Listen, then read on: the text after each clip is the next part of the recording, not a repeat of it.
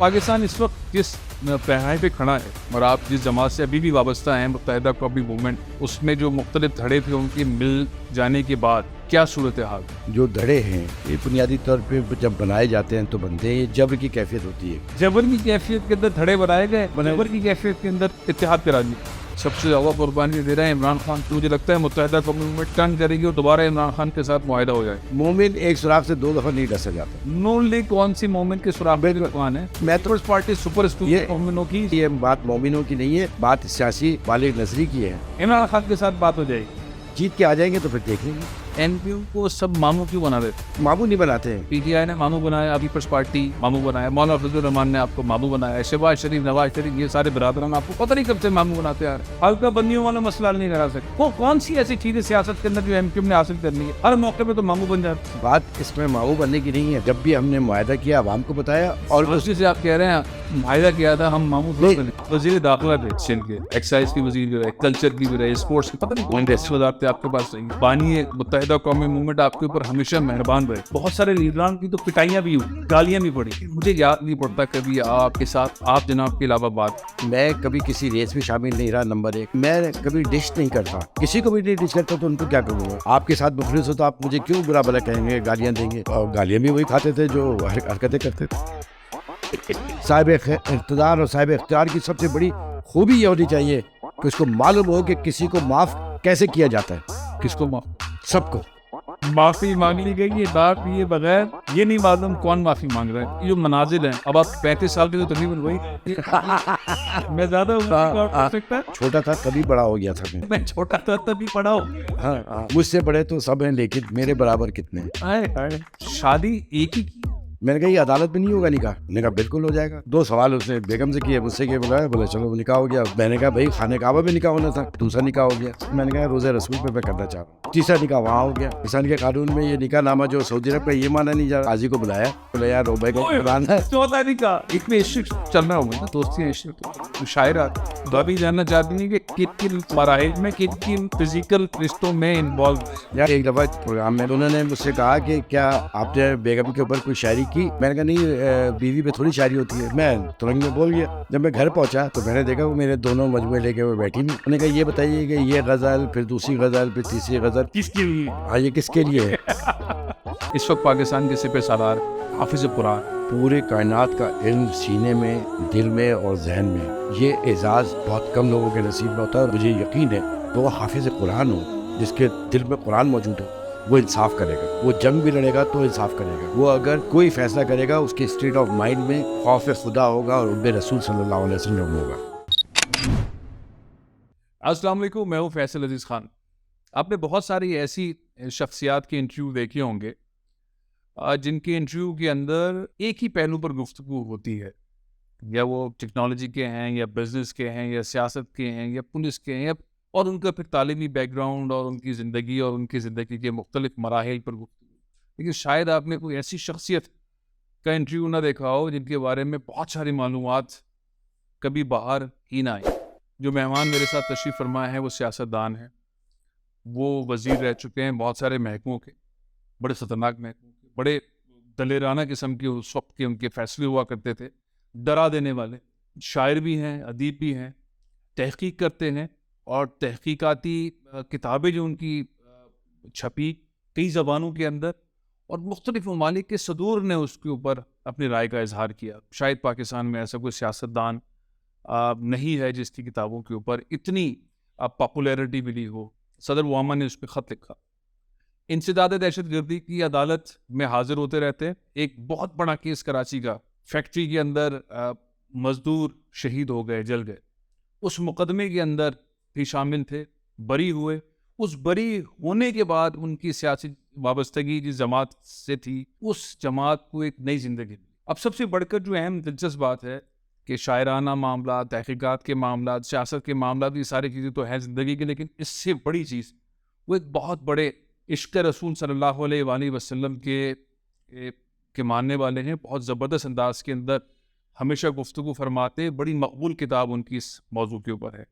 और शायद पाकिस्तान में बहुत ही चंद लोग हों जो खाने काबा में लातादाद बार गए हों, अंदर जाके उन्होंने नवाफिल अदा की हों, और मुसलसल उनका ये लगाव, ये मामला रहा। ابھی میں نے آپ کو تعارف کروا دیا, تشریف فرما ہے عبدالرؤف صدیقی صاحب. السلام علیکم. جی وعلیکم السلام. اب اصل میں لوگ تو آپ کو سمجھتے ہیں متحدہ قومی موومنٹ کا لیڈر.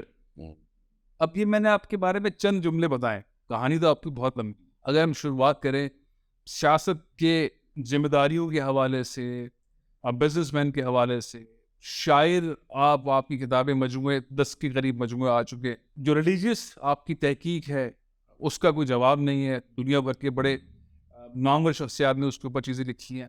لیکن معاملہ یہ بھی ہے کہ آپ جیل میں بہت رہے, اور جیل میں بھی آپ نے بڑے دلچسپ قسم کے واقعات کیے. خطوط لکھے جا رہے ہیں, مجھے بھی جیل میں تھے تو مجھے بھی ایک خط لکھا. سوال یہ کہ پاکستان اس وقت جس پہائی پہ کھڑا ہے, اور آپ جس جماعت سے ابھی بھی وابستہ ہیں متحدہ قومی موومنٹ, اس میں جو مختلف دھڑے تھے ان کے مل جانے کے بعد کیا صورتحال؟ دیکھیے پروفیسر صاحب, بہت شکریہ, آپ نے میرا ایسا تعارف کرایا. تو میں تو اب کچھ کہنے کی پوزیشن میں نہیں رہا, لیکن چلیں.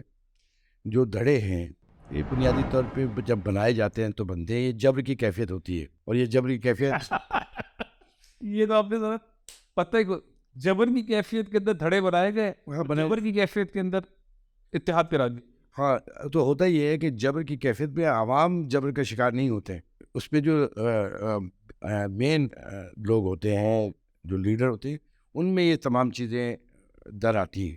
اور یہ ہوا, اور یہ ہمیشہ سے ہوتا ہے. یہ آج کی بھی تاریخ نہیں ہے, پاکستان کی بھی نہیں ہے, ہمیشہ کی تاریخ ہے کہ جب جبر ہوتا ہے تو پھر یہ ساری چیزیں ہوتی ہیں. کون کر رہا ہے جبر؟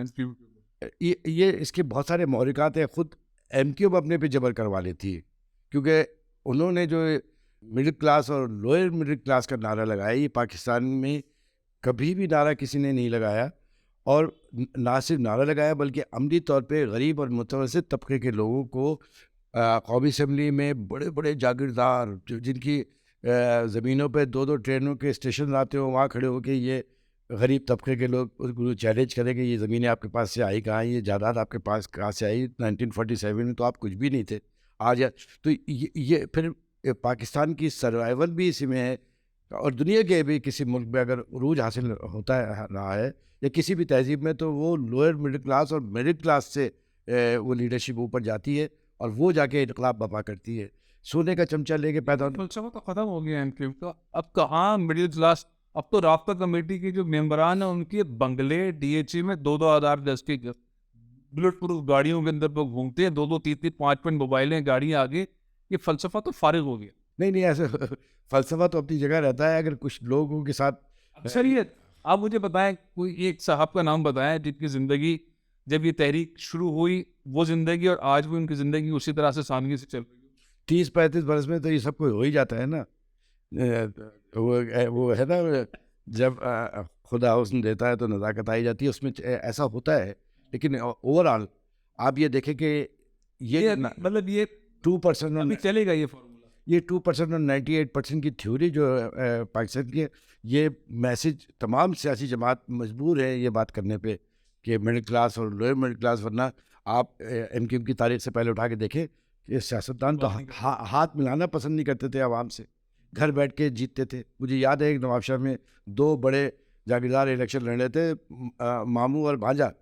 تو جب کبھی وہ ایک جیتتا تھا کبھی دوسرا جیتتا تھا, جو جیتنے والا ایک دن جشن منا رہا تھا اور ہارنے والا رو رہا تھا بیٹھا ہوا. تو اس نے پوچھا کہ بھائی تو آپ ہارتے جیتتے رہتے زمانے سے, اب آپ کیوں رو رہے ہیں؟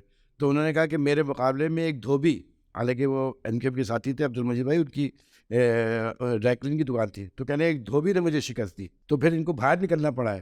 تو ایسا نہیں ہے یہ آپشن میں دھوبی نے ہرا دی بڑے جاگیردار. ہاں, دھوبی تو بالکل ایسا کیا. ایک زمانہ تھا وہ آپ کے جو بانی تھے, جنہوں نے آپ سب کچھ سکھایا, ہاں, ان کے پاس پابندی ہے الطاف حسین صاحب پر, ہاں, ان کے فلسفے کی وجہ سے جس کو ٹکٹ ملے وہ جیت جایا کرتا تھا. اب تو ٹکٹ دینے والی رابطہ کمیٹی بندے ڈھونڈتی رہی, لوکل گورنمنٹ میں بندے نہیں تھے, کینڈیڈیٹ نہیں تھے. اچھا جی, انہوں نے اسٹیشن نہیں پہ بندے نہیں تھے, بائک آؤٹ کرنا پڑا آخر وقت میں. این کیو جا کہاں رہی ہے؟ لیکن آپ اس میں دیکھیں جن کو ٹکٹ بھی دیا جاتا تھا وہ بھی غریب لوگ اور تحریک کے کام کرنے والے بے لاس لوگ.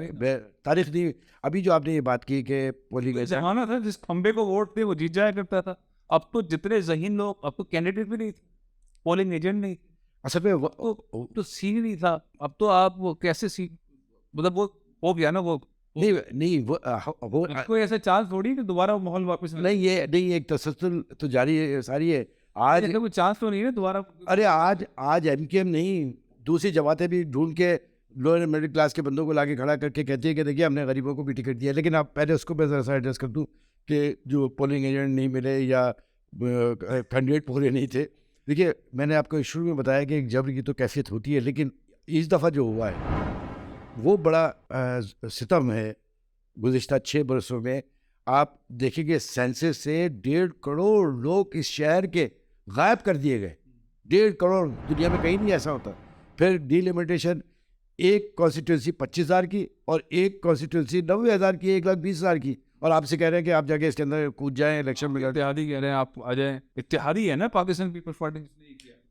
اتحادی تو ہماری نون بھی ہے، اور اس سے بڑی اتحادی 4 برس میں اس دور ابتلا میں ہمارے سب سے بڑے جو اتحادی تھے وہ تھی پی ٹی آئی اور عمران خان صاحب.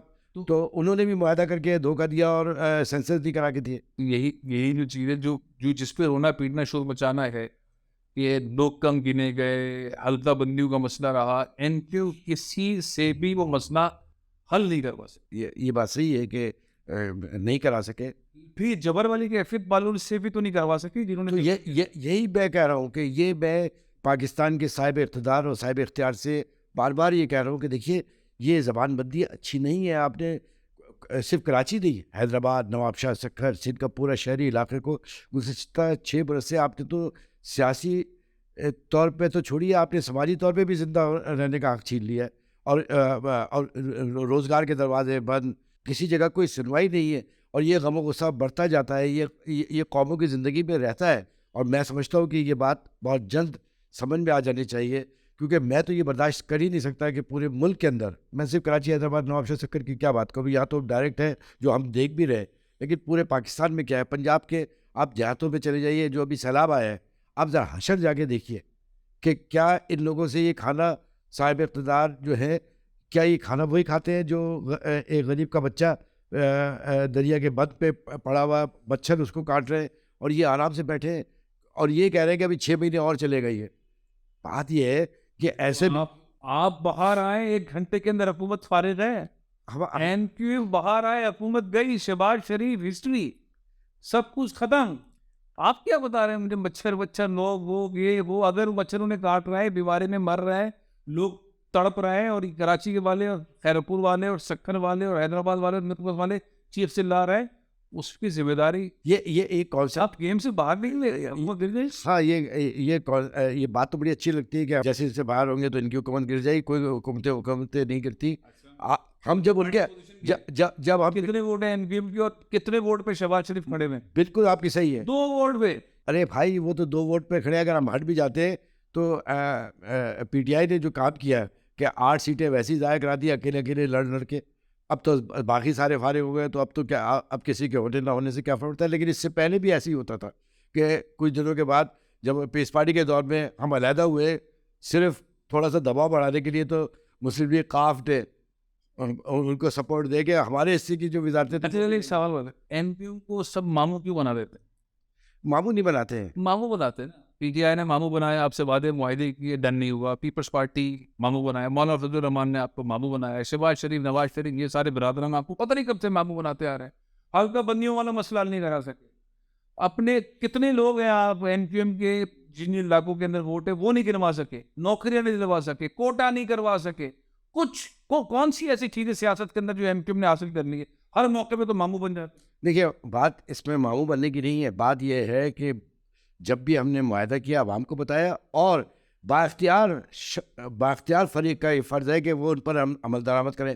معاہدے کو اگر وہ سبوتاژ کرتے ہیں، اور اسی سے آپ کہہ رہے ہیں معاہدہ کیا تھا ہم ماموں نہیں سنیں، تو معاہدہ کیا تو یہ ان پہ ذمہ داری تھی کہ اس معاہدے پہ عمل درآمد کرتے. لہذا ان کی پوزیشن خراب ہو رہی ہے، ہماری تو ایک جدوجہد جاری ہے. لوگ تو کہہ رہے ہیں کہ آپ کی جو مستند لیڈرشپ ہے وہ اتنے لمبے چوڑے معاہدات کر کے ان پر عمل درآمد کرانے کی صلاحیت نہیں رکھتی. یہ پارشلی تو میں اس کو ایگری کروں گا کہ ہماری مذاکراتی ٹیم، میں نے یہ سوال پارٹی میں بھی ایک دفعہ رکھا تھا کہ ہماری مذاکراتی جو ٹیم ہے وہ نااہل ہے، یا وہ دینے والے دینا نہیں چاہتے. تو سب نے اپنے آپ کو بچانے کے لیے کہا کہ دینے والے کچھ نہیں دینا چاہتے. اچھا انہوں نے یہ بات کر دی. آپ مطمئن تو نہیں ہوئے ہوں گے؟ نہیں, اس کو مطمئن ہونے کا سوال ہی پیدا نہیں ہوتا. کیا بات یہ ہے کہ ہم بھی حاصل نہیں, نہ کچھ بھی حاصل ایم کیو ایم نے نہیں کیا ہے, پھر بھی ساتھ دیکھیے یہ ایک جدوجہد ہے, ایک نوبل کاز کی. لوگوں کی زندگی امپروو ہو رہی ہے جو ایم کیو کے اندر ہے. ایم کیو کے ووٹر کی زندگی, کاروبار والے بڑے تباہ. نہیں, یہ چند لوگوں کے لیے کہہ سکتے ہیں آپ, چند لوگوں کے لیے, سب کی نہیں. آج بھی میں نام لینا شروع کر دوں گا. نہیں, وہ آپ کی بات صحیح ہے. آپ ایک بھی انکار نہیں کر پائیں گے. نہیں, میں تو کسی کے لیے بھی انکار نہیں کروں گا, لیکن میں اپنے لیے بھی نہیں انکار کروں گا. لیکن میں ایک بات کہوں آپ سے کہ ہم جو جدوجہد کر رہے ہیں یہ ایک بڑی نوبل کاز ہے پاکستان کے عوام کے لیے, کہ مڈل کلاس اور لوئر مڈل کلاس کے اور پورے پاکستان کے اندر یہ انقلاب آئے گا. مجھے یقین ہے ہم نہیں کریں گے, سکیں گے, ہمارے بچے کریں گے. اب تو middle class, lower middle class, ان کی تعداد پہلے سے کہیں زیادہ ہو گئی, بہت زیادہ. تو ملک کے اندر حال ہے نا, اب تو صرف غریب دار تو فارغ ہی ہو گیا ہے. بالکل. تو آپ کی جو آپ جس پر کام کرنا چاہتے ہیں, آپ کی پارٹی جس پہ کام کرنا چاہتی ہے, ان کی تعداد اگر فرض کرے پہلے 20, 25, 50 لاکھ تھی, تو آج کوئی 10 کروڑ سے زیادہ ہے. لیکن پھر بھی آپ کی نہیں چل رہی. لیکن آپ اندازہ لگائیے, میں آپ کو کسی خوشگوانی میں بات نہیں کر رہا ہوں, پنجاب میں, بلوچستان میں, KPK میں جو غریب طبقہ ہے خود اس شہر کا, جو دیگر جماعتیں بولنے والا, وہ بھی MKM کو اپنا آئیڈیل جماعت سمجھتا ہے. وہ تو بخیر MKM کو فاٹا کی اور KP کی ہوگا, سب ہوگا. ہاں کی بات تو پہلے کراچی والوں وہ تو وہ تھوڑا زخم جو ان کو تو ٹھیک, سڑکیں, کچرا, پانی, بجلی, یہ نوکری ووکری, کوٹا اس پہ تو آئے, اس پھر وہاں جائے, نہیں, پھر ان پہ تنقید کریں صاحب اقتدار اور صاحب اختیار. نہیں, میں مراد بھی لے رہا ہوں, میں تنخواہیں بھی لے رہا ہوں, میں پروٹوکول بھی لے رہا ہوں, میں سسٹم کے اندر بھی ہوں, میرا گورنر بھی ہے, میرے سارے سیٹ اپ ہیں, میرا وفاقی وزیر بھی ہے, اور اس کے بعد میں یہ بات بھی کرتا ہوں, اس کے بعد میں بائیکاٹ بھی کر دیتا ہوں. بڑا تضاد ہے. نہیں, بائیکاٹ تو سمجھ گئے. نہیں, بائیکاٹ تو جنون تھا کہ اگر ہم الیکشن میں گھس جاتے اسی کنڈیشن میں, تو پھر نہ سینسس ہونے تھے اس طریقے سے. اب تو ایک دباؤ تو ہے نا. کون ڈر رہا ہے دباؤ؟ الیکشن کے بعد تو کوئی بات بھی نہیں کر رہا. بولے یار بس ٹھیک ہے, حافظ دیو الرحمان ہمارا ہی آدمی ہے. حافظ دیو الرحمان آپ کو نہیں, حافظ صاحب جیت جائے, نہیں, پہلے نعمت اللہ بھی تو جیت گئے تھے جب آپ نے بائیکاٹ کیا تھا, تو ابھی بھی بن جائے. IMF کے ساتھ جا رہے ہیں, آپ حکومت میں ہیں, آپ حکومت کا حصہ ہیں. شہباز شریف صاحب آپ کے لیڈر ہیں, وزیر اعظم پاکستان ہیں, ان کی ٹیم, اسحاق ڈار صاحب IMF کے ساتھ ڈیل کر رہے ہیں. IMF نے ایک پرچہ رکھ دیا سامنے کہ پاکستان کے خزانے سے جو لوگ بھی سرکاری طور پر تنخواہ لیتے ہیں, مرات لیتے ہیں, ان کا ریکارڈ ہمیں دیا جائے. ڈول نیشنل کون کون ہیں, ان کے پراپرٹیز کیا ہیں, ان کی بیگمات کتنی ہیں, ان کے بچے کتنے ہیں, ان کی کیا کیا چیزیں ہیں. یہاں تو آ کے یہ حکومت پھنس گئی. یہ تو میں سمجھتا ہوں کہ یہ نہ اگل سکتے ہیں اس گولی کو, نہ نکل سکتے ہیں. MQM کو تو میرا خیال ہے مطالبہ رہا ہی. اب شہباز شریف صاحب کے ساتھ ہے, اسحاق ڈار کے ساتھ ہے یا نہیں, اس میں آپ دیکھیں, سن رہا ہوں وہ نغمہ جو ابھی ساتھ میں ہے, یہ تو IMF نے دیا آج. اور میں ہمیشہ سوچتا تھا جب پاکستان کی حالات دیکھتے تھے, معاشی طور پہ پاکستان اتنا تباہ حال تو نہیں ہے, لیکن یہ بڑا اچھا ہے جو IMF نے دیا کہ جی سب کے آپ ڈیٹا دیں, بھائی بہنوں کے دیں, آبا و اجداد کا بھی دیں, سارے دے دیں, اور یہ بہت اچھی بات ہے. کپڑے دھل جائیں گے, اتر جانا چاہیے. جو غلط ہے وہ غلط ہی ہے نا. آپ 22 کروڑ عوام کا یہ مملکت خدا داد. اچھا خیر, اس کی تشریح تو کرے. سرکاری طور پر تنخواہ لینے والے اور مراد دینے والے یہ خالی سویلین بیوروکریٹ ہے, سب ہیں. یہی اس طرف بھی جا رہی ہے بات, ججز کی طرف بھی جا رہی ہے, ہر طرف, اور ادارے جو ان کی طرف بھی جا رہی ہے, ہر طرف جاری ہے. IMF نے سب کا مانگا ہے, سب کا مانگا. تو آپ کو ایک ہمیں نہیں پتا, آپ بتا رہے ہیں. اب IMF نے مانگا تو بہت اچھا کیا, کیونکہ دیکھیے پاکستان کی بقا اور سلامتی آج جس حالت میں, کک لگا کے یہاں سے فارغ کر دیں گے اگر اس IMF نے جرأت کی ہے ہمارے افسر شاہی اس سے متعلق یہ معلومات حاصل کرنے کی. اس نے IMF نے تو میرے خیال میں 30 سال کے بعد MKM کی فلسفی پڑھ کے یہ دیا ہے. ہم تو پہلے دن سے یہ کہہ رہے ہیں کہ تمہارے پاس یہ جائیدادیں آئی کہاں سے, تم ایسے کیسے رہتے تھے 1947 سے پہلے. تو یہ ہمارے مطالبہ تھا, ہم تو نہیں منوا سکے, شاید IMF منوا لے. اور یہ بہت اچھا ہے پاکستان کی سرواول اس میں ہے کہ ان سب کے جتنا بھی پیسہ ہے, مال ہے, یہ ضبط کیا جائے, قومی خزانے میں ڈالا جائے. پاکستان یہ جنہوں نے چوری چکاریاں کی ہیں, جنہوں نے ڈکیتیاں کی ہیں, جنہوں نے یہ معاشی دہشت گردی کی ہے, 6-8 سال تک دہشت گردی ہوئی ہے, زمینوں کی چیزوں کی ان کا نام لیتے بھی میری تو جان جاتی ہے, میں تو نام بھی نہیں لے سکتا اب بھی. تو آپ بتائیے, ہم تو نام لے رہے ہیں. ہم تو ہم تو جو سویلین بیوروکریٹس کے تھوڑا سا نام لیتے ہیں یا ان کے لیتے ہیں تو ہمارے لیے بڑا وہ ہے. وہ باقی چیزوں کے اوپر یا جج صاحبان کی زندگی جس طرح سے سب کی نہیں, لیکن جس طرح سے ہوئی سبھی کو پتا ہے. چند لوگ ہیں ایسے, لیکن زیادہ تر اچھے ہیں. IMF مانگ رہی ہے تو شہباز شریف صاحب آپ کی حکومت دے دے گی وہ ڈیٹا, دینا چاہیے ان کو, اور نہیں دیں گے. شہباز شریف صاحب کے اپنے معاملات کہاں, کون دے گا یہ کاغذ ان کو؟ شہباز شریف آدمی ہیں, دے دیں گے, دیکھیے دے دیں گے. لیکن میں تو اس طرف دوبارہ آ رہا ہوں کہ ہم یہی تو کہہ رہے تھے, آج جو ہم یہ سارے جیلیں اور مقدمات بھگتتے ہیں اس کی وجہ یہ کہ ہم نے چیلنج کیا تھا طبقہ اشرافیہ کو 2% اور 98% کی تھیوری پہ. آج وہ ہم نہیں کر پا رہے ہیں, تو قدرتی طور پہ اس طریقے سے, اور یہ بہت اچھا ہے, کرپشن اور دہشت گردی اس مملکت کے لیے ناسور ہے. اس کو جتنی جلدی ایڈریس کر سکے, اور کوئی تو آ کے کرے گا. وزیر داخلہ پہ سندھ کے ایکسائز کی وزیر, کلچر کی بھی رہے, اسپورٹس کی, پتہ نہیں کون سے وزارتیں آپ کے پاس رہی ہیں. وہ بانی متحدہ قومی موومنٹ آپ کے اوپر ہمیشہ مہربان رہے. بہت سارے لیڈران کی تو پٹائیاں بھی ہوئی, گالیاں بھی پڑی, لیکن مجھے یاد نہیں پڑتا کبھی آپ کو کے ساتھ آپ جناب کے علاوہ بات, آپ سے اشعاری سنتے رہے, آپ اشعاری سناتے رہے, بڑے ادب و آپ کے ساتھ, اور مہنگی گاڑیوں میں اور بہترین وزارتوں کے اندر ہمیشہ آپ رہے. یہ کیا معاملہ دعاؤں کا ہے, یہ معاملہ سیاست کا ہے, ادب کا ہے, لحاظ کا ہے, شاعری کا ہے, کس چیز کا؟ میں جہاں تک سمجھتا ہوں, حالانکہ یہ سوال کا جواب تو مجھے بھی دینا نہیں چاہیے, لیکن ایک بات ہے کہ سچائی کی بات ہے, کیونکہ میں کبھی کسی ریس میں شامل نہیں رہا, نمبر ایک, اور میں ہمیشہ خلوص کے ساتھ ایک نوبل کاز کی طرح یہ اس جدوجہد میں شامل ہوں. MKM میں کیوں ہوں, جیسے ابھی آپ نے شروع میں بھی بات کی تھی, وجہ یہ ہے کہ میں سمجھتا ہوں کہ یہ بات صحیح ہے. تو ان کے ساتھ تو یہ رہا کہ انہوں نے اس بات کا بھرم بھی رکھا, کیونکہ میں کبھی ڈش نہیں کرتا, کسی کو بھی نہیں ڈش کرتا, تو ان کو کیا کروں گا. جو سچ ہے, جو حق ہے, وہ میں نے اس وقت بھی بولا, اور یہ پارٹی کے تمام لوگ جانتے ہیں. اور میں جب کسی چیز کا طلبگار نہیں ہوں, میں اتنا قناعت پسند ہوں, تو کوئی مجھے کیوں تنگ کرے گا. اور جب میں آپ کے ساتھ مخلص ہوں تو آپ مجھے کیوں برا بھلا کہیں گے, گالیاں دیں گے. اور گالیاں بھی وہی کھاتے تھے جو حرکتیں کرتے تھے. بہت ہی چند لوگ ہوں جو خانہ کعبہ میں اتنے تواتر کے ساتھ لاتعداد بار گئے ہوں. عبدالرب صدیقی صاحب, آپ کی تو اتنی بڑی داڑھی نہیں, نہ لال ہے, نہ کالی ہے, نہ وائٹ ہے, بڑے زلفے ہیں, بڑی شاعرانہ انداز, لوگ یقین نہیں کرتے.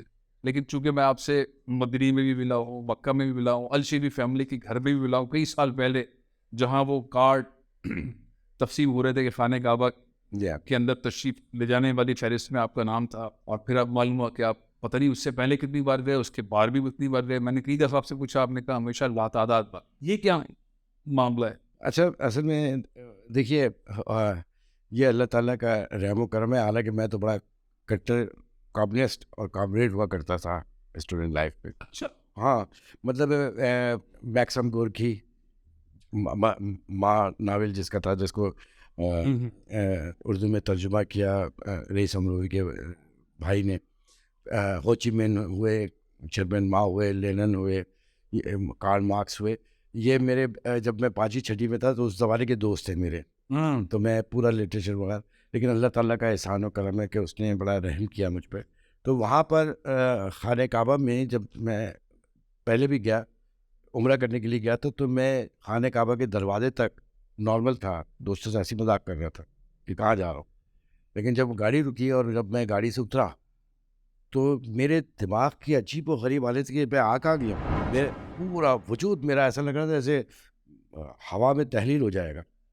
اور پھر جب کعبے پہ نظر پڑی تو عجیب و غریب کیفیت. تو پھر یہ تمام چیزیں ہوئی, تو اللہ تعالیٰ نے بڑا رحم کیا. اصل کی بات, یہ بات ہے 79 کی. 79 میں آپ پہلی بار عمرے گئے. تو اب بات یہ ہے کہ یہ تمام چیزیں ساتھ رہتی ہیں. پھر جو خاندان بنی شیبہ ہے, جس کو کلید بردار خانہ کعبہ کے زمانے جاہلیت میں بھی یہی تھے, اور جب فتح مکہ ہوا تو رسالت باب صلی اللہ علیہ وسلم نے طلحہ بن عثمان رضی اللہ عنہ کو چابی دی تھی, اور کہا تھا کہ سورہ نساء کی ان کے پر یہ آیت ہے کہ یا امانت داروں کے حوالے کر دو. یہ آیت خاندان بنی شیبہ پہ نازل ہوئی, تو انہوں نے یہ چابی ان کو دی تھی. ان سے میری بڑے فیملی ٹرمز رہے ہیں. ان کو میرے پاکستان بھی آئے تھے وہ. تو وہ وہاں جانے کے 3 طریقے ہیں. ایک اصل میں ہر آدمی جاننا چاہتا ہے کہ آپ تو چلے گئے 79 میں, آپ نے جو مناظر دیکھے اس کے بعد آپ کو عشق ہو گیا اس جگہ سے, الحمدللہ, اور اب آپ مسلسل جاتے. اب عام مسلمان نے جانا ہے کیا طریقہ کار ہے, وہ 3 طریقے, وہ 3 تہوار مواقع وہ کیا ہیں اور کیسے؟ دیکھیے سب سے پہلے تو میں ایک بات بتاؤں، جو خانہ کعبہ کے ساتھ جو حتیم ہے، حتیم خانہ کعبہ کا حصہ ہے، تو عام لوگ جو جانا چاہے وہ نماز پڑھ لے. وہاں پر فرض نماز نہیں ہوتی ہے، خانہ کعبہ کے اندر فرض نماز نہیں ہو سکتی نافل، تو وہاں چلے جائے، میں نوافل پڑھے خانہ کعبہ میں پڑھ لی، وہ خانہ کعبہ کے اندر کا حصہ ہے، وہاں پر جو ہے آپ پڑھ سکتے ہیں. دوسری بات یہ ہے کہ وہاں 3 طریقے ہیں. ایک فارن آفس کے کوئی بھی ملک کا وزارت خارجہ اگر ریکمینڈ کرتا ہے اور اس کو اپروو کر دیتے تو وہاں سے آپ کو پاس مل سکتا ہے. اور وہ 2 مواقع پہلے ہوتے تھے. ایک غسل کعبہ کے وقت پہلے 2 دفعہ ہوتا تھا، اب یہ 2 کرونا کے بعد سے انہوں نے 1 کر دیا.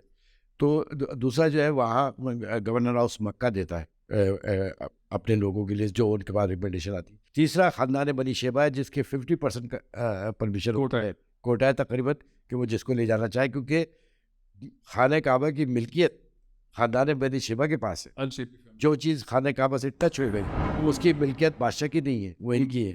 دوسری بات یہ ہے ڈاکٹر صالح زین ڈاکٹر صالح زین العابدین الشیبی یہ کلید بردار خانہ کعبہ ہے.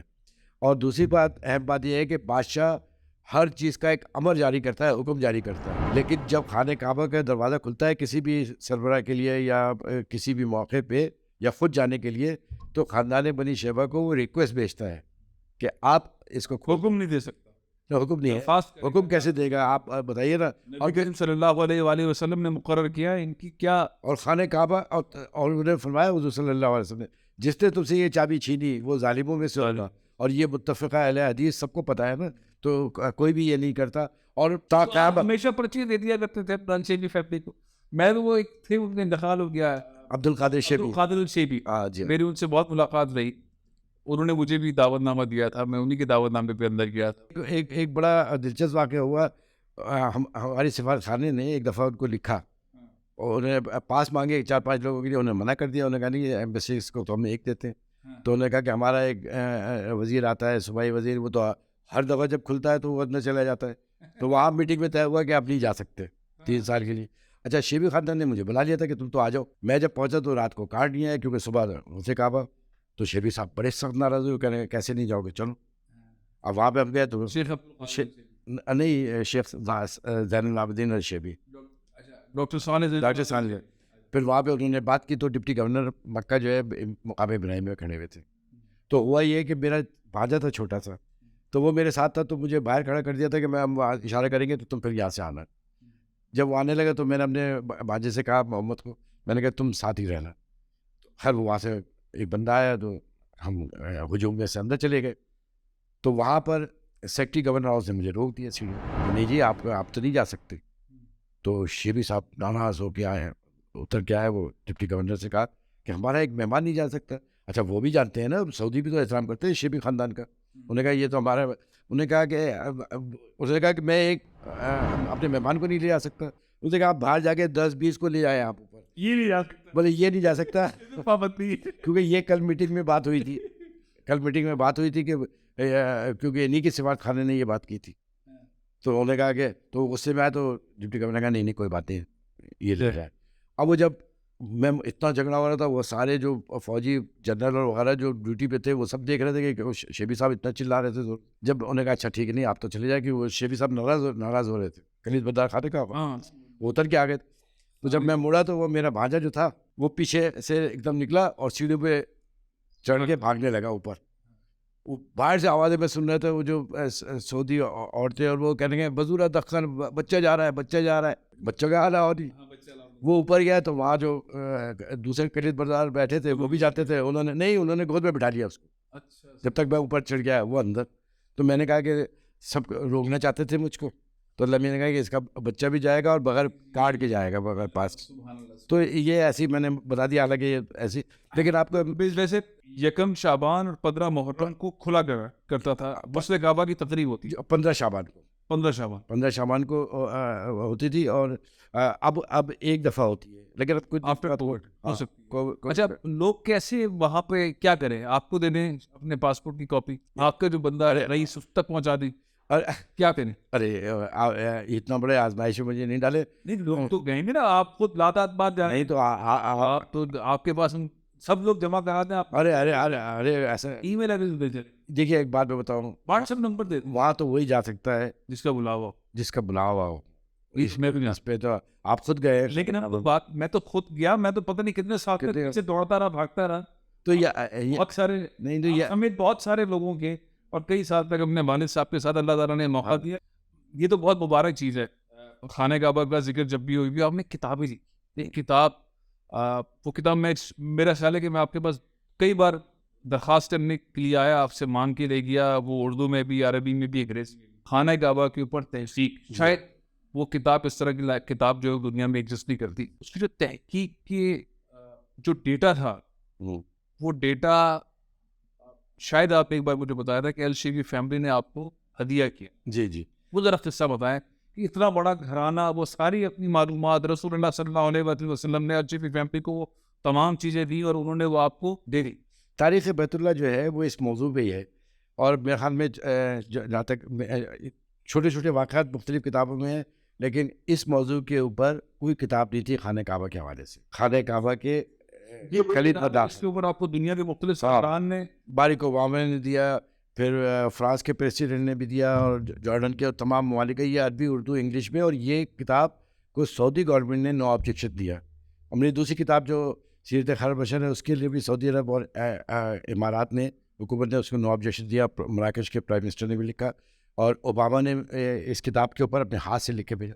तो इस मौजू पे असल में हुआ ये था कि हम हुकूमत से बाहर आ गए थे, तो हम अपोजिशन में चले गए। तो मैंने कहा मेरे पास बहुत तारीख है, तो मैं वहाँ पे उनसे मैंने कहा, शेख साले और ये सब बैठे हुए थे, मैंने कहा देखिए ये सूरह निसा की आयत भी है और यह कुछ चीज़ें मालूम भी है, लेकिन इसका कोई आपके पास रिकॉर्ड है?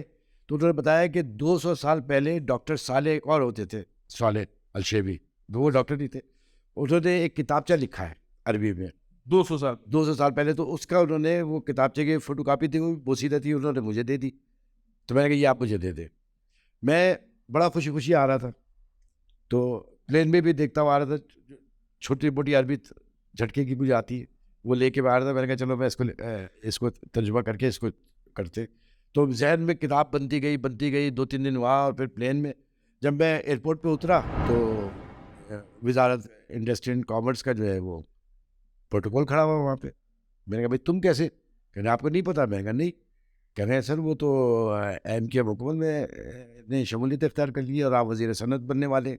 अच्छा आप यकीन जाने बाखुदा मैंने कहा ये क्या हो गया, अब ये किताब कैसे लिखूँगा मैं? लेकिन फिर यह हुआ कि रात को, दिन भर तो ये वजारत की चक्करों में लगा रहता था, रात को मैंने वो कंप्यूटर ये सब रखा, मुतरजमों को बुलाया, कराची यूनिवर्सिटी के 1-2 असातिज़ा थे जो अरबीदार थे, वो करते, वो पढ़ते थे वो किताबचा, और उसका पूरा करके और वो तमाम चीज़ें करके वो किताब फिर मैंने उसमें लिखी। फिर मेरे जहन में आया कि अब हमारे तो किसी मौलवी में इतना दमखम नहीं है कि बारिक ओबामा को जाकर दावत दे इस्लाम की, या फ्रांस के प्रेसिडेंट को दे। तो मैंने ये किताब ये आपने बहुत भारी लफ्ज़ किए। हाँ, हमारे किसी मौलवी पे कोई ऐसा दमखम नहीं। अल्लाह करे हो, लेकिन मुझे गुमान नहीं है। इस्लाम का दावत, हाँ, इस्लाम के मुसलमान हो जाने की। तो मैंने कहा कि आपने बारक माँ बाप को मुसलमान करने की दावत दी। वो उसके नाम में हुसैन है, वो उसको भी दिए। हाँ, तो मैंने सारे दुनिया के हुसैन ओबामा, दुनिया के सरबराह मुल्कत को, और उनकी मजबूरी ये थी कि मैं मिनिस्टर था तो उनको तो किताब रिसीव कर, लेकिन ओबामा ने इस बात का बड़ा ख्याल रखा कि अपने दस्तखत के साथ उस किताब के ऊपर शुक्रिया अदा किया मुझे। खैर बहरहाल ये तो चीज़ें हैं। और मैं फिर एक बात बता दूँ, ये दोनों किताबें मेरी जो है, और अब तीसरी एक आई है बिस्मिल्लाहिर्रहमानिर्रहीम पे कि बिस्मिल्लाहिर्रहमानिर्रहीम है क्या।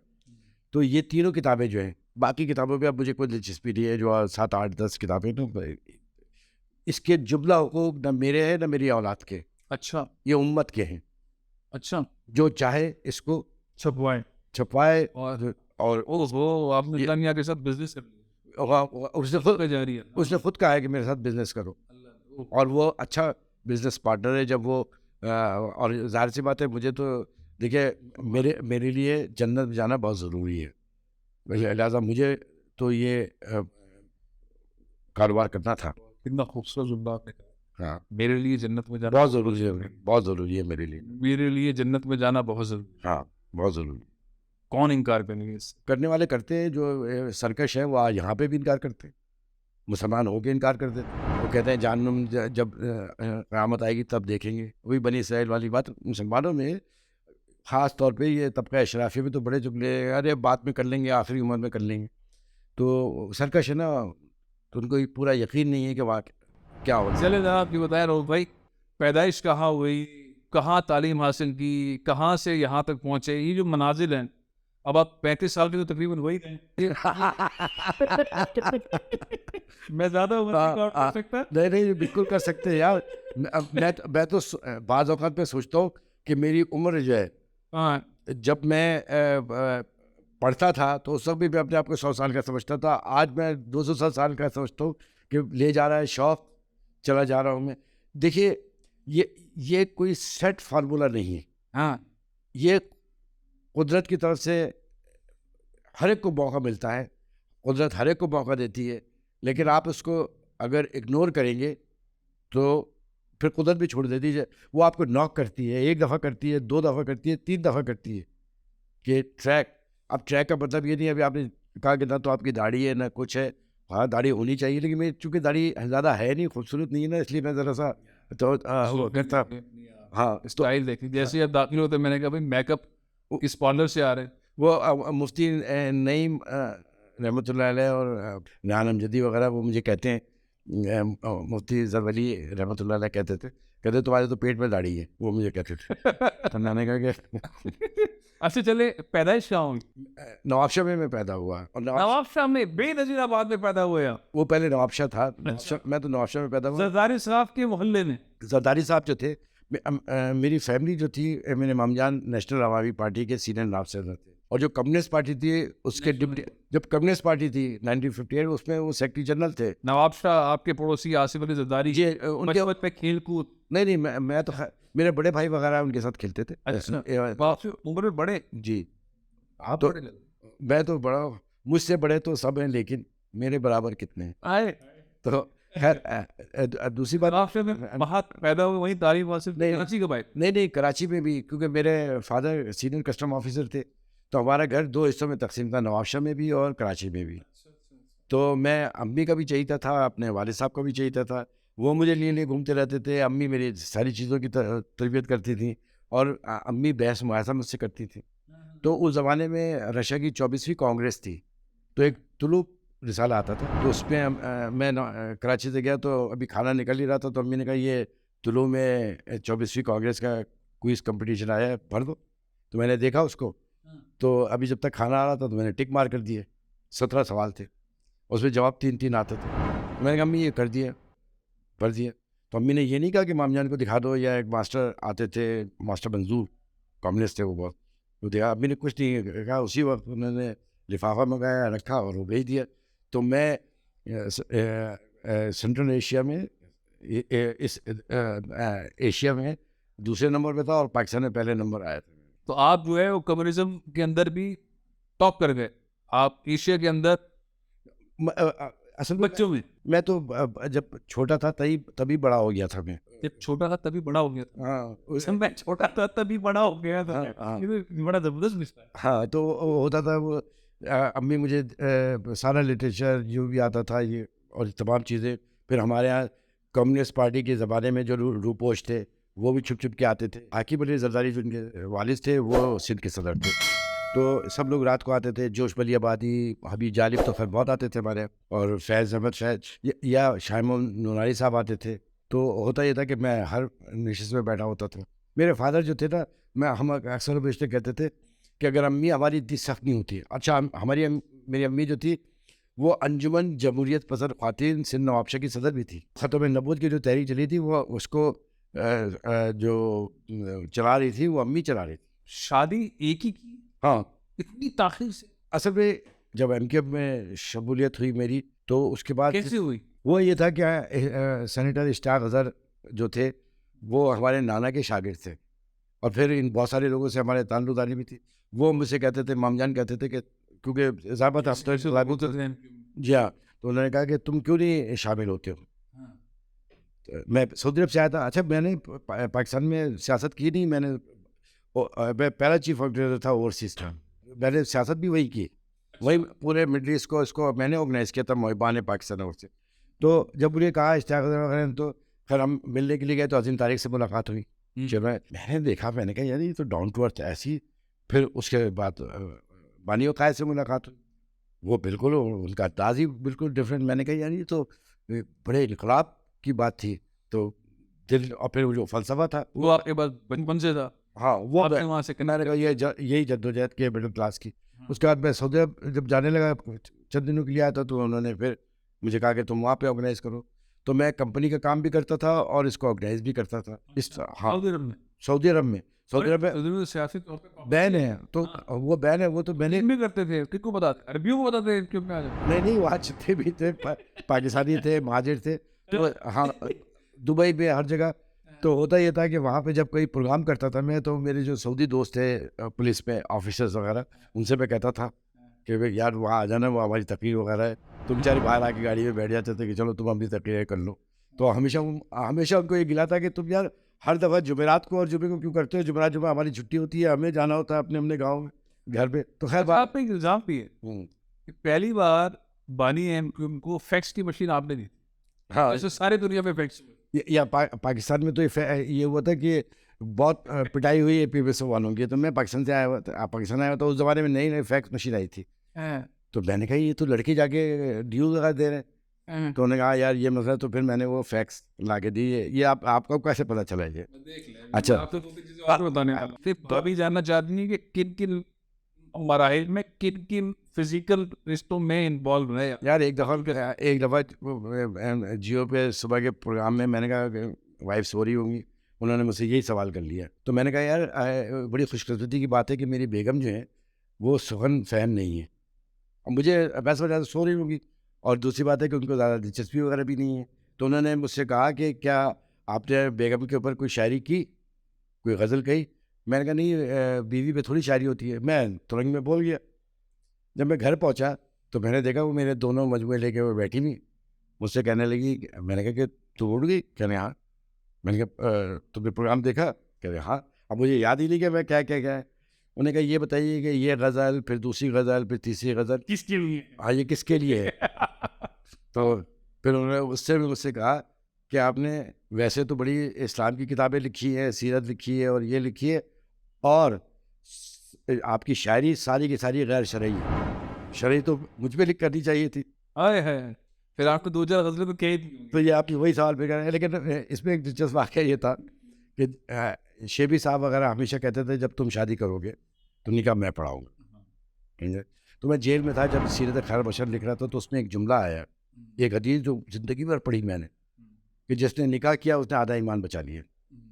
اچھا میری بہنیں بیچاری, بڑی بہن روتے روتے انتقال ہو گیا کہ شادی دیکھنا چاہتی تھی, اور میں کہتا تھا کہ یار جس جماعت پہ میں ہوں یا تو کچھ پتہ ہی نہیں چل رہا. ساری زندگی وقف کر دی آپ نے ایم کیو ایم کے لیے, شادی تک نہیں.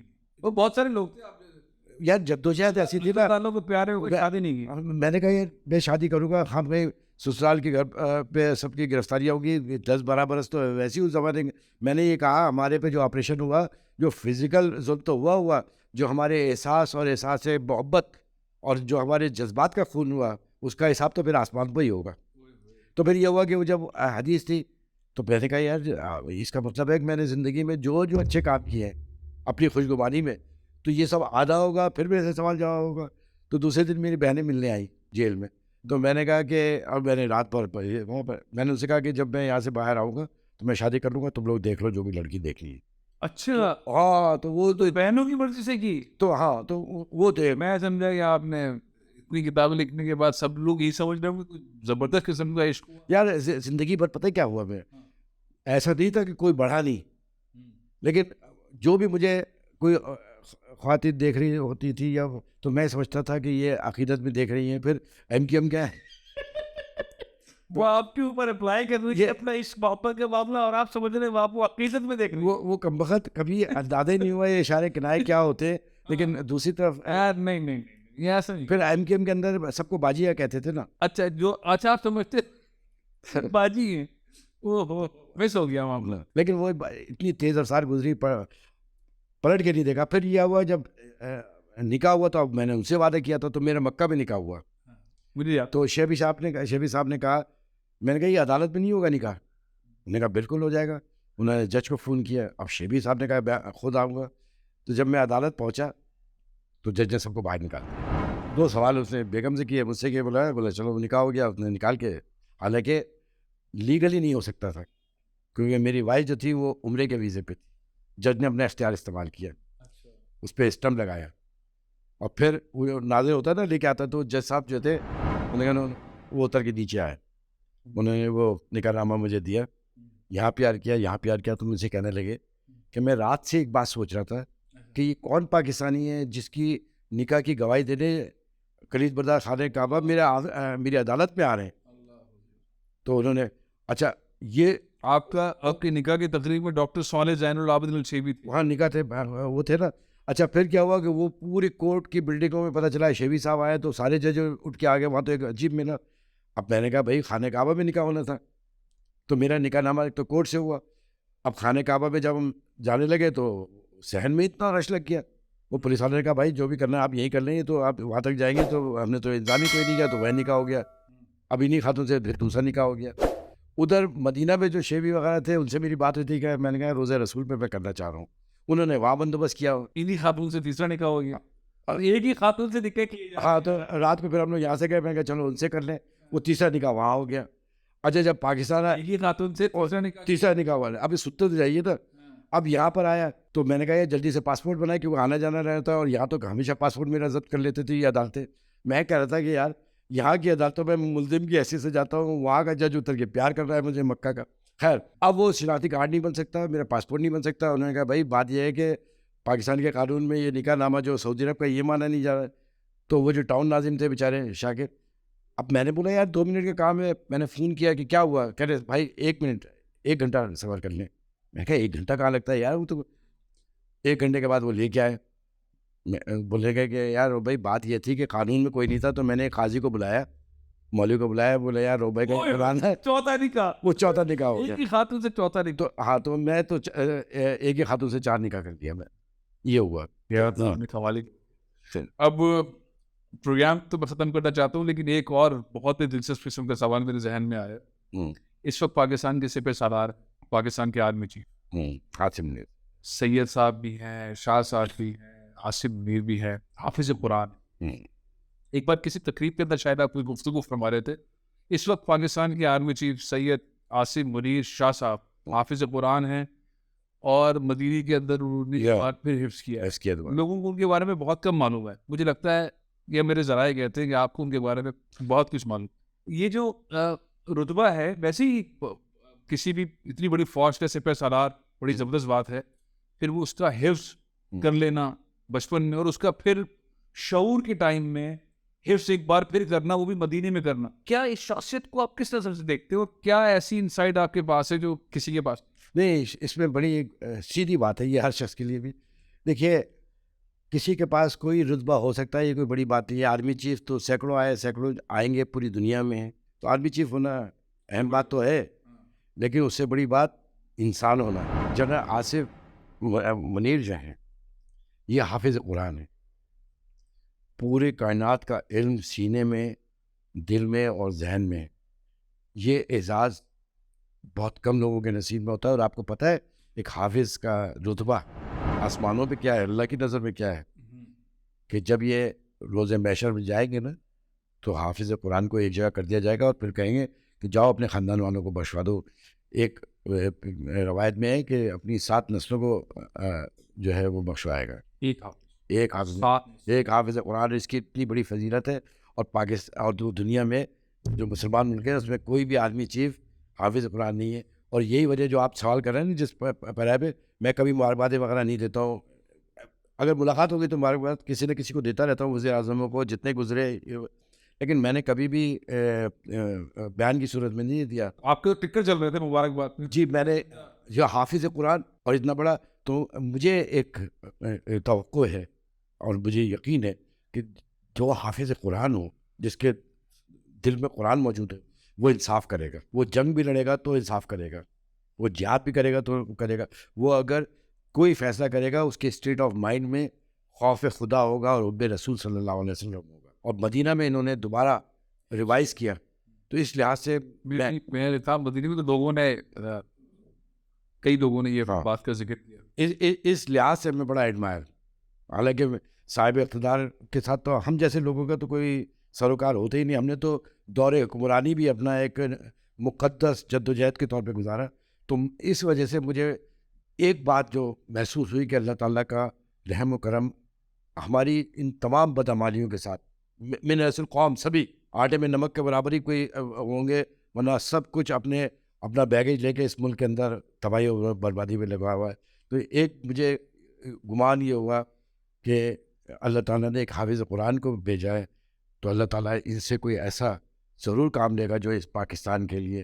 لہذا حافظ قرآن کا احترام تو واجب ہے, جس کے لیے نبی نے بشارتیں دی ہوں, جس کے لیے رسالت مآب صلی اللہ علیہ وسلم دی ہوں. اور حافظ قرآن وہ بد ہی نہیں سکتا جو حب اللہ اور حب رسول سے معمور نہ ہو. اس لیے میں نے ان کی تعریف کی. چلے میرا آخری سوال, جہاں سے پروگرام میں نے شروع کیا تھا آپ کی سیاسی زندگی سے, میں وہیں پہ اس انٹرویو کو اختتام پہ لے جانا چاہتا ہوں. متحدہ قومی موومنٹ کا کوئی مستقبل یا یہ خود بخود ختم ہو رہی؟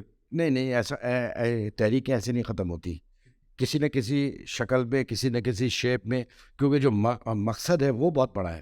وہ ہے پاکستان کے اندر غریب اور متوسط طبقے کی قیادت, اور وہ کسی نہ کسی شکل میں ہوگی. تو میں لائٹر سائڈ میں کہہ دوں کہ یہ الزام IMF کا جو لیٹر آیا ہے نا, تو ہم پر یہ الزام نہیں لگا دینا کہ MKM نے تو کہیں IMF سے نہیں کہا کہ ہمارا ایجنڈا لے جا کے کرو کہ سب کا احتساب کرو. سب کا احتساب ہونا چاہیے. معاشی دہشت گردی کو ختم ہونا بہت ضروری ہے ہر صورت میں. اور جو دوسرے دہشت گرد ہیں جو جان لیتے ہیں, تو یہ سمجھ لیجئے جو جان لے گا اس سے اس کی زندگی چھیننی پڑے گی. یہ خدائی فیصلہ ہے. جن کا گھر پاکستان میں ہے لیکن سارے لوابدات ملک سے باہر ہیں, سارے پوتے پوتی نواسے نواسے سب یہاں پہ تفریح کی اتنی جگہیں ہیں, اس کو چھوڑ کے یہ دوسرے ملکوں میں جاتے ہیں. جائیں, سب کچھ کریں, لیکن خدا کے واسطے یہ کرپشن آج ختم ہو جائے. پاکستان سپر ممالک میں چوتھے 5ویں نمبر پہ ہوگا. یہ کرپشن پورے ادارے کھا گئے. آج یہ حالت ہے کہ لوگ یہ نہیں دیکھ رہے ہیں کہ مال کہاں سے آیا, پیسہ کہاں سے آیا, وہ یہ دیکھتے ہیں کہ کس کے پاس کتنا پیسہ ہے. اور اب تو یہ حالت ہو گئی ہے کرپشن کی کہ اب تو یہ بھی نہیں دیکھتے کہ رشوت کس سے مانگی جا رہی ہے کھل کے. تو یہ اسی وجہ سے ہو رہا ہے. اور آپ جیسے فیصل عزیز, آپ جیسے گداس دل اور ذہن والے صحافیوں کی یہ ذمہ داری ہے, اور آپ کے جیسے سب کی, کہ وہ آواز حق بلند کرتے رہے. آخر میں 2 شعر سنا دیتا ہوں کہ گر صداقت کا صلہ زہر کا پیالہ ہوگا, گر صداقت کا صلہ زہر کا پیالہ ہوگا, کون اس شہر میں سچ بولنے والا ہوگا. اس لیے ہم سے زمانے نے جفائیں کی ہیں, دل جلے گا تو اندھیروں میں اجالا ہوگا. اتنی بڑی قربانیاں صرف 1947 میں نہیں, 47 سے لے کر آج تک جان سے گزر گئے. سب سے زیادہ قربانی دے رہا ہے عمران خان, مسلسل دے رہا ہے.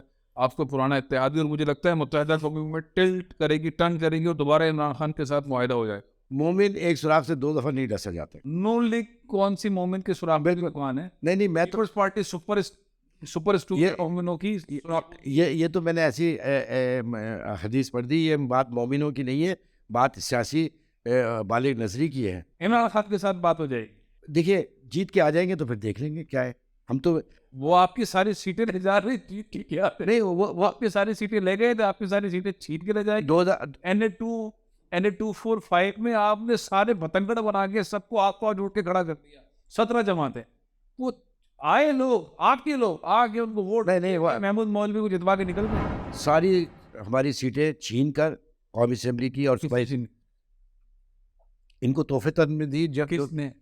جو تحفے پہ دیتے ہیں یار, اب کیا یار, اپنے اب یہ بھی بات بولتے ہیں, پہلے اتنے سارے وہی مجبور ہیں تحفے پہ دینے کے لیے, یا MPM.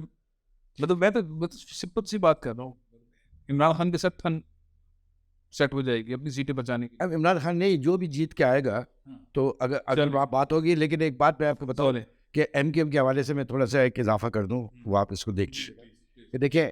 MKM کی آئیڈیالوجی کو, MKM کی فلسفی کو سمجھنے کے لیے, اور MKM کو سمجھنے کے لیے میں آپ کو ایک طریقہ بتا دیتا ہوں ایم کیو ایم بنیادی طور پر رد عمل پہ بنائی گئی ہے جماعت 78 میں، رد عمل پہ بنی ہوئی جماعت ہے، لہذا رد عمل میں جو خامیاں ہوتی ہیں وہ اس جماعت کے اندر موجود ہے. یہ صاحب اقتدار کو اور صاحب اختیار کا فرض بنتا ہے کہ وہ خاص طور پہ سندھ کے تمام شہری علاقوں کے اوپر اس کی کسٹوڈین ہونا چاہیے. کوئی سیچن گلیشر تھوڑی مانگ لیا یار، مطلب ایک ظلم کی کیفیت ہے، ایک جبری کیفیت ہے، وہ چلی جا رہی ہے. ہمارے بچے جو ہیں یہ ان شہروں کے، میں تو پورے پاکستان کی بات کر رہا ہوں، سب جگہ یہی ساری صورت آ رہے ہیں. لیکن ضابط ہے جہاں کی ہم نمائندگی کرتے ہیں یار، فوڈ پارٹنر کے میں کام کریں گے، ہمارا ڈبل ماسٹر کیا ہوا لڑکا، گریجویٹ کیا ہوا، اور اگر وہ نوکری کرنے جائے تو پی این کی نوکری میں نے الیکٹرانک انجینئر کو پی اون کی نوکری 5 گریڈ کرتے ہوئے دیکھی. جب میں وزیر تھا میں تو اٹھ کے کھڑا ہو گیا کہ یار یہ کیا ظلم ہو رہا ہے کہ وہ چائے بنا کے لائے گا میرے لیے. یہ ہے ظلم، اور یہ ظلم ختم ہونا چاہیے. آگے بڑھیے. صاحب اختیار جو ہے، صاحب اقتدار اور صاحب اختیار کی سب سے بڑی خوبی یہ ہونی چاہیے کہ اس کو معلوم ہو کہ کسی کو معاف کیسے کیا جاتا ہے. یہ ہونا چاہیے، اور یہ آگے بڑھ کے ہونا چاہیے. معاف کرنے والا ہمیشہ بڑا ہوتا ہے. کس کو معاف کرنا؟ سب کو. معافی مانگ لی گئی، یہ ڈاک لیے بغیر یہ نہیں معلوم کون معافی مانگ رہا ہے. آپ نے بات کی ایم بی ایس بچے بی کیے ہوئے فوڈ پارٹنر پہ کام کر رہے ہیں. یہ معاملہ صرف اردو آبادی نہیں سب کا ہے. یہ معاملہ اندرون سندھ کے نوجوانوں کے ساتھ بھی اتنا ہی ہے. وہ بھی پیسے دے کر نوکری لے رہے ہیں، ان کے ساتھ بھی اتنا ہی ظلم ہے. ان کے ساتھ میرا خیال ہے زیادہ ظلم ہے. ان کا انفراسٹرکچر ایگزسٹ نہیں کرتا. ان کے پاس انٹیریئر سندھ کے لوگوں کے ساتھ زیادتی ٹرپل ہو رہی ہے. بالکل ہے، وہ بھی بالکل ہے، بالکل. ایک جو چیز میرے سامنے گزری ہے، دیکھیں میں کسی گمان پہ کبھی بات نہیں کرتا، پتہ نہیں سچ ہے غلط. ایک ایئر کرافٹ انجینئر بچہ باہر کا پڑھا ہوا، یو بلیو می، وہ چائے کا خونچہ چلا رہا ہے کراچی میں چلاتے ہوئے میں نے دیکھا. اب تو خیر اس کو جاب مل گئی، باہر ملی، یہاں پہ وہ بھی نہیں ملی. لیکن میں یہ کہہ رہا ہوں کہ یار یہ جبر کی کیفیت، اور ہمارے ملک کے اندر اتنا پوٹینشیل ہے، اس کو ذرا سا مرکزہ ٹھیک کر دینا، یہ سب اپڈیٹ ہو جائے گا. معافی اور انصاف، یہ دو چیزیں میرا خیال ہے آپ نے کہی ہیں اس انٹرویو کے اندر. بہت خوشی ہوئی آپ سے بات کر کے، بڑی گول مول گفتگو آپ نے کی. میں چاہتا تھا کھل کر بات کریں. یار میں نے تو اپنے دل کی باتیں بھی آپ کو بتا دی جو کسی کو نہیں بتاتا. بہت بہت شکریہ عبدالرحیم صاحب. میری خواہش ہوگی کہ آئندہ بھی آپ کو دعوت ہے. بہت بہت شکریہ. بڑی منفرد شخصیت ہے. میں نے ان سے اشعار نہیں سنے. پروگرام بہت لمبا ہو سکتا تھا، لیکن کسی وقت ان کی کتابوں کے ساتھ بیٹھ کر اس سے گفتگو کریں گے، اشعار بھی سنیں گے. اور وہ جو 3 کتابوں کا ذکر کر رہے ہیں کہ جن 3 کتابوں کے اوپر وہ کہتے ہیں کہ یہ 3 کتابیں میری سب سے امپورٹنٹ ہے، اس پر بھی بات کریں گے. اجازت دیجیے. پاکستان.